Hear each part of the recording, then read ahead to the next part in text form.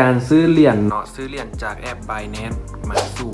เว็บเทรดเนาะว่าเฮาสิซื้อกันจังไดเนาะสำหรับคลิปนี้ก็มีคำตอบเนาะผู้เลยที่ว่าบ่อยากเติมเนาะเติมเหรียญถอนเหรียญนะโดยที่บ่อยากผ่านบุคคลเนาะอยากเติมผ่านแอปเลยเนาะหรือว่าเติมด้วยตนเองแล้วก็ถอนด้วยตนเองเนาะเดี๋ยวมื้อนี้เนาะค่อยสิมาแนะนำให้เบิ่งเนาะวิธีการเติมเงินเข้าไปเว็บเทรดเนาะคือเว็บเทรดที่ว่าค่อยเทรดปัจจุบันนี้ก็คือตัวBittrexเนาะเดี๋ยวเฮาไปเบิ่งนำกันเนาะขั้นตอนการเติมเหรียญเข้าไปเนาะ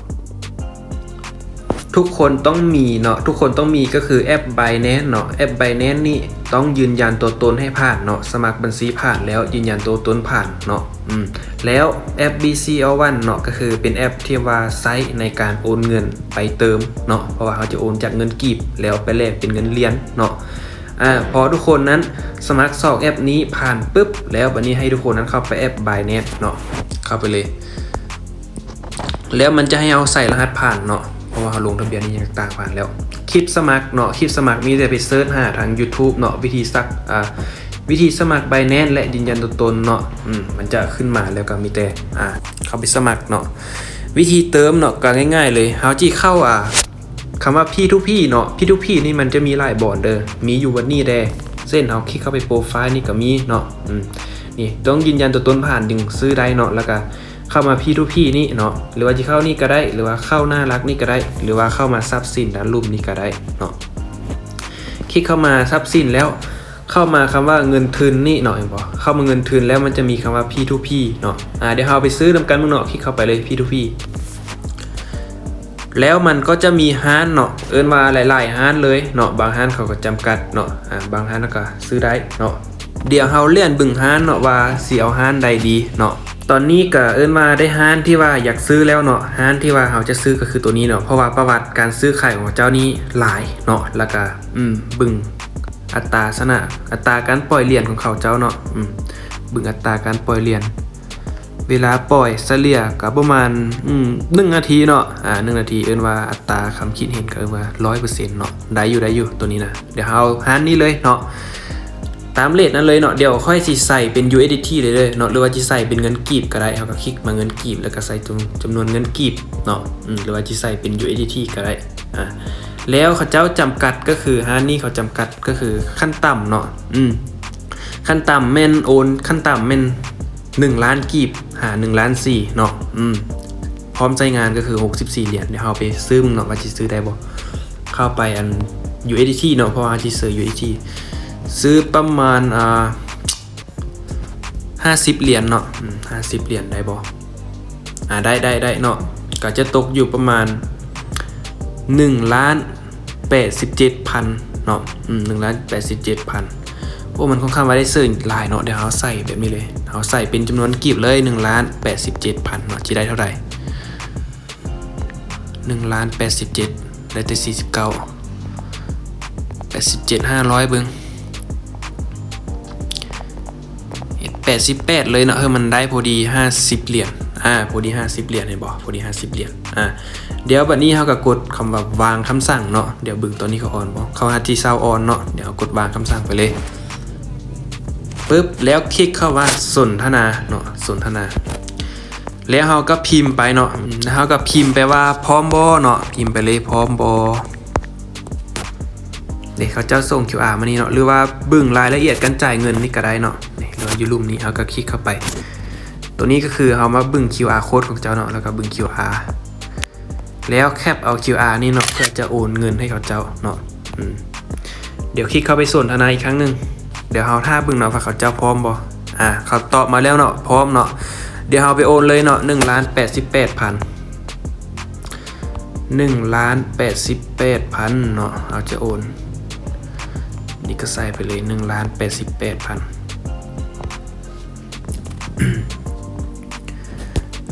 โอนเงินกับโอนปกติอันแหละเนาะ1,88,000ใส่ผิดโอเคต่อไปแล้วก็โอนเงินไปปกติเนาะคำที่บายใส่จึงได้ก็ได้แล้วเฮาก็แคปเนาะแคปบินนี่แล้วก็ส่งให้เขาเจ้าเบิ่งเนาะว่าเฮาโอนสำเร็จแล้วโอนสำเร็จสิเนาะเฮาก็ส่งไปเนาะส่งไปแล้วก็พิมพ์ไปว่าโอนสำเร็จโอ อนสำเร็จแล้ว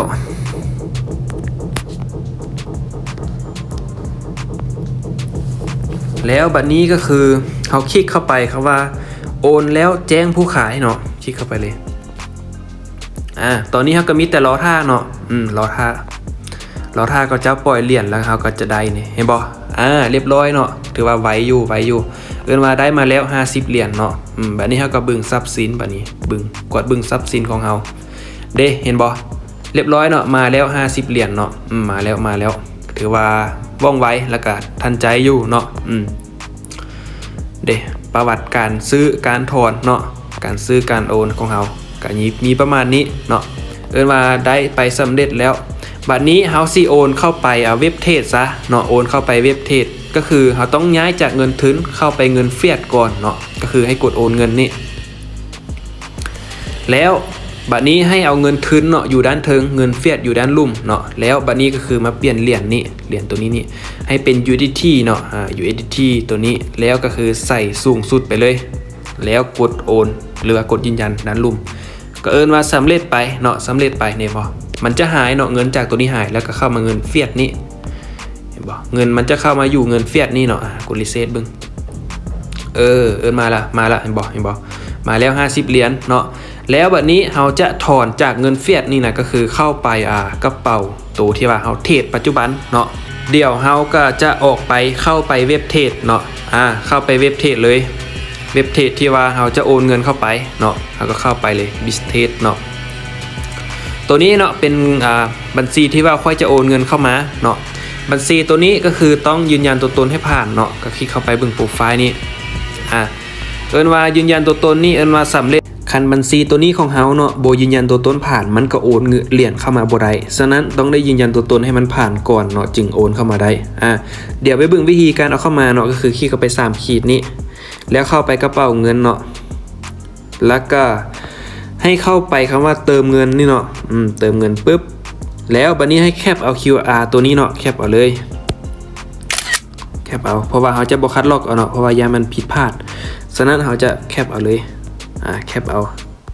ย่อเอาแต่ตัวที่ว่าQR หั่นเนาะแล้วเขาก็มาเบิ่งเซนเนาะเซนมันก็คือเซนของมันก็คือ BEP Sound เนาะ BSC เนาะเดี๋ยวเขาก็ไปเบิ่งบัดนี้ก็คือเข้าไปBinance เนาะเข้าไป Binance อีกครั้งนึงเข้ามา Binance ปึ๊บบัดนี้ให้คลิกคำว่าถอนเงินเนาะถอนเงินนี้แล้วให้เลือกสกุลเงินเนาะที่ว่าเขาจะโอนไปก็คือ USDT เนาะแล้วให้คลิกคำว่าส่งผ่านเครือข่ายคริปโตแล้วบัดนี้ให้เรามาสแกนตัวนี้เนาะก็คือสแกนตัวบัญชีของเราเนาะเราก็สแกนไปเลย QR ตัวที่เราแคปจาก Bistrate มาเนาะสแกนแล้วมันก็จะได้เป็นลิงก์กระเป๋าแบบนี้มาเนาะแล้วให้มันเลือกเครือข่ายเนาะหรือว่าเลือกเซนก็คือเลือกตัวนี้เนาะบอกBEP Sound เนาะก็คือ BNB Smart Chain ตัวนี้เนาะให้เลือกตัวนี้เลยปึ๊บแล้วมาใส่จำนวนเงินเนาะสูงสุดเลยเพราะว่าเขาจะโอนไปประมาณ50เหรียญเนาะแล้วกดถอนเงินแล้วบัดนี้ก็คือกดยืนยันเลยเนาะแล้วมันจะให้เราใส่รหัสผ่านเนาะรหัสผ่านที่ว่าเราตั้งตอนเราลงทะเบียนนี่ยังต่างนั่นแหละก็ใส่ไปเลยปึ๊บตอนนี้ก็คืออยู่ในกำลังประมวลผลเนาะมีแต่บึ่งประวัติเลยมีแต่รอท่าเนาะรอท่าบึ่งเห็นบ่กำลังประมวลผลเนาะมีแต่รอท่าตอนนี้นะบ่เกิน5นาทีมันก็ได้ละบ่ฮอด5นาทีซ้ำเนาะประมาณ 2-3 นาทีนี่แหละเดี๋ยวเฮาสิรอท่าไปเลยเนาะรอท่าไปเลยว่ามันสิโดนส่ำใดเนาะรอท่าไปเลย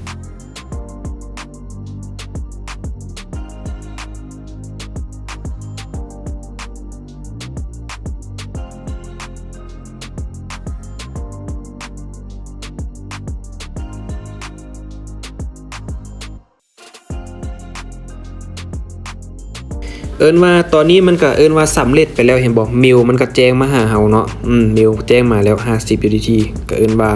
โอนเงินไปสำเร็จปึ๊บบัดนี้ก็มีแต่เข้าไปเบิ่งอยู่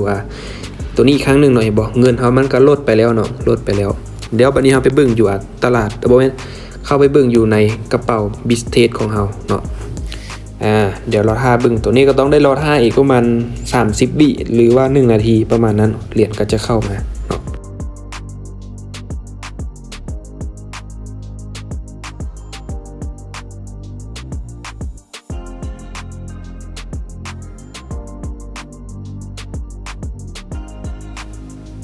โอเคเห็นว่ามันแจ้งมาแล้วเนาะว่าโอนเงินเข้ามาแล้วสำเร็จเรียบร้อยเนาะเดี๋ยวกดรีเซ็ตบัดนึงเด้เงินเขาก็จะเข้ามาเลย50 USDT เนาะเดี๋ยวก็คลิกบึ้งเนาะคลิกบึ้งปึ๊บเด้มันก็จะเป็นลิงก์กระเป๋าแบบนี้นี่ออกมาเนาะอันนี้ก็คือการเติมเงินเข้ามาบิฟเทสเนาะโดยเติมด้วยตนเองเนาะโดยที่บ่ผ่านคนอื่นเนาะการง่ายๆประมาณนี้เนาะแล้วคลิปต่อไปเนาะจีมาสอนวิธีการถอนจากบิสเทสเข้าไป Binance แล้วขายจาก Binance ให้มันได้เป็นเงินกีบออกมาเนาะก็ฝากติดตามคลิปไว้เนาะก็มีแต่สำนี้